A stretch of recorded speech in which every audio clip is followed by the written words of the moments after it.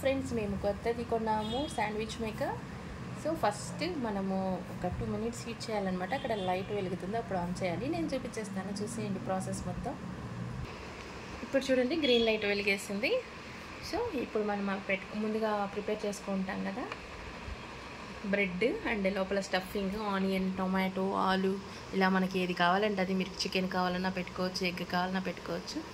అవి చూడండి ఇలా పెట్టేస్తాం. ముందు ఆయిల్ అప్లై చేయాలి. ఆయిల్ అప్లై చేసినాక కాసేపు ఉంచాలి. సో ఇలా ఇన్ని పడతాయి అన్నమాట. మనము ఇక్కడ ఏమన్నా లోపల సాసులు ఎక్కువ వేసామంటే ఫుల్ క్లోజ్ చేయడానికి కుదరదు, ఎందుకంటే అదంతా బయటకు వచ్చేస్తుంది. చీజ్ అలా వేసామంటే అప్పుడు ఫుల్ క్లోజ్ చేయకుండా నార్మల్గా పెట్టేస్తే సరిపోతుంది. సాసులు ఎక్కువ వేసుకోకపోతే ఇలా క్లోజ్ చేసేయచ్చు, లాక్ చేసేయచ్చు.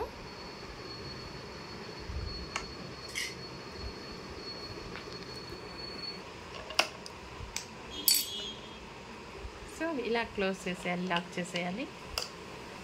మనకి ప్రిపేర్ అయ్యాక కూడా ఇండికేషన్ ఇస్తుంది, ఇక్కడ అది ఆగిపోతుంది. సో ఇలాగ ఒక 2 to 3 minutes అలా ఉంచామంటే మనకి అది ఇండికేషన్ చూపిస్తుంది అయిపోయినట్టుగా. అప్పుడు తీసేసి హీట్ చేసేదే అంత ఫ్రెండ్స్. చూపించేస్తాను మీకు.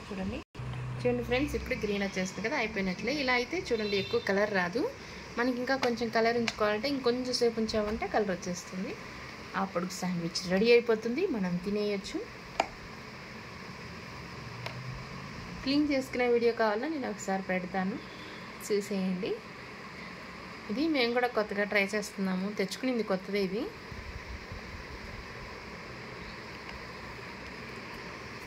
ఎలా వర్క్ అవుతుందో తెలియదని చూస్తున్నాము.